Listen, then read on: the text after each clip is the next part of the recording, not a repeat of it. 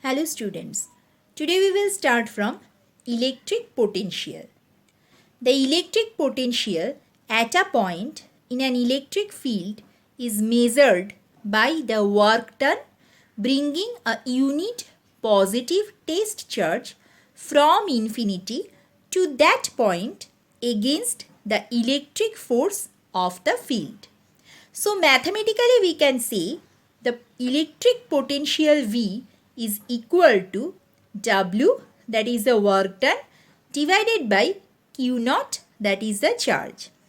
So the small amount of work done dW is equal to force external into dx, that is the small displacement as per the definition of work done. Now the external force and the Coulombian force, they are equal but in opposite direction as the work done is against the electric force of the field. To mention that this negative sign is introduced here. So in next step we can write it as minus Fe, that is the Coulombian force, dot or into dx, that is a small displacement. Now the Coulombian force, that value we can replace from Coulomb's law as per the definition or as per the statement of Coulomb's law. So it can be written as minus 1 by 4 pi epsilon naught q naught by x square into dx.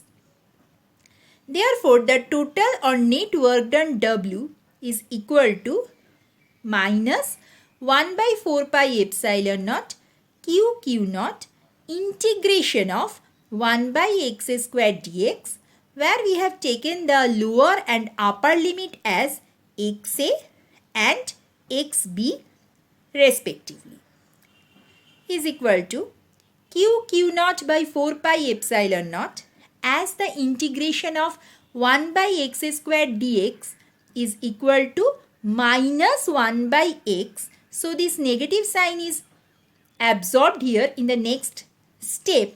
All you know, as per the mathematical knowledge, you have done integration in mathematics. So the negative sign is absorbed here, and first we have to put the upper limit minus the lower limit. So it becomes now q naught divided by 4 pi epsilon naught within bracket 1 by xb minus 1 by xa, where xb and xa are the upper and lower limit respectively. Next step, we are considering xa tends to infinity. So therefore 1 by xa, it becomes 0, and xb we are writing as x. So the expression for potential, finally it becomes q by 4 pi epsilon naught x, as v is equal to w by q naught. So this is the final expression of electric potential. Now in other way, we can write dw, that is the small work done, is equal to minus Fe into dx. From this step, we are rewriting here. Fe or Coulombian force also can be written as q naught into E, where E is the electric field, into dx. So dw by q naught means the electric potential, that can be written here as dv is equal to becomes then minus E dx. So E, that is the electric field intensity or electric field, is equal to minus dv dx. This is also important relation, and we can use it to solve different problems and numericals from this chapter. Potential due to electric dipole also we can find. Just similarly, we have done it for electric field due to electric dipole. Only here, instead of the expression of electric field, we will use the expression of potential, that is q by 4 pi epsilon naught x. Our next topic is equipotential surface.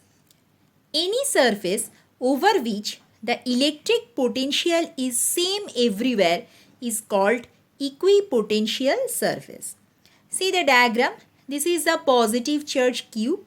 then the electric lines of forces are drawn like this. Then these two dotted surface we can see as equipotential surfaces. As the potential is same through this surface, therefore dV is equal to 0, means change in potential. So we can conclude there is no work is done in moving a charge between any two points on an equipotential surface. This is a very important property of equipotential surface. Next, electric potential energy. The electric potential energy U means the work done W. So it is equal to Q naught into V, where V is the electric potential just we have discussed. So we want to find the potential energy for system of charges. We have taken three charges Q1, Q2 and Q3 and they are placed at 3 points A, B and C. Now the total potential energy is equal to the total work done W is equal to work done to bring the charge Q1 from infinity to that particular point A when Q2 and Q3 are not there, plus the work done to bring the charge Q2 from infinity to that point at B in the presence of Q1, plus the work done to bring Q3 from infinity to the point C in the presence of Q1 and Q2.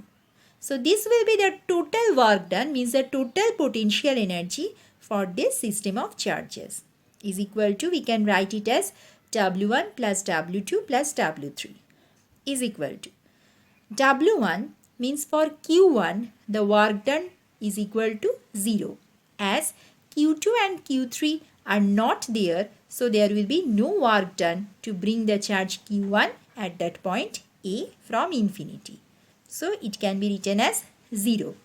For Q2 charge, the Q1 is present.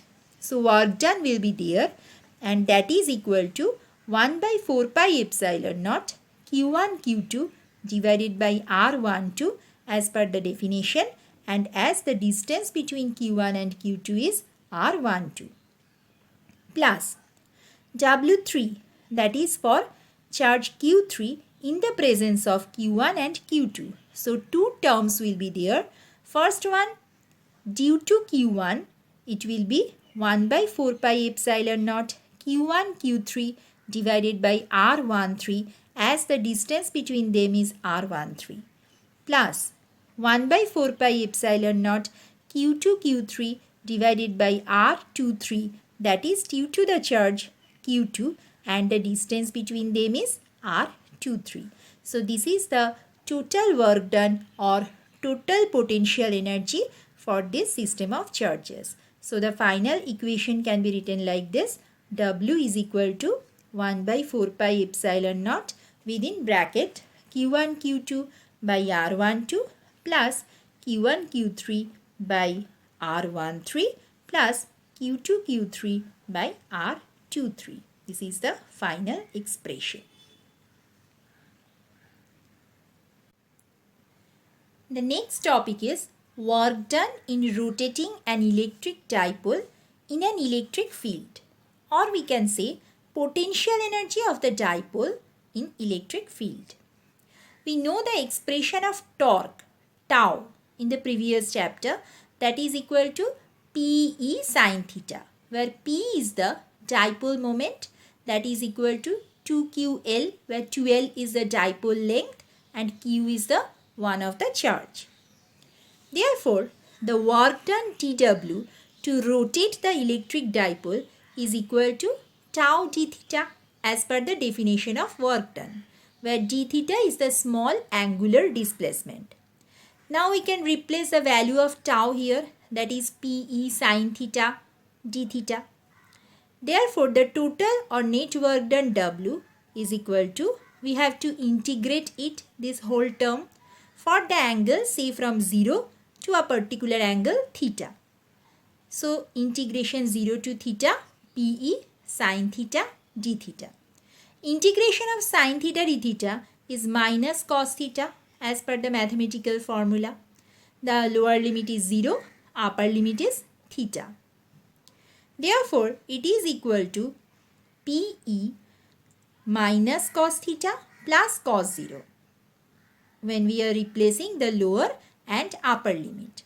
So the final expression becomes W is equal to PE 1 minus cos theta, as cos 0 means 1. So this is the final expression for potential energy of the dipole in electric field.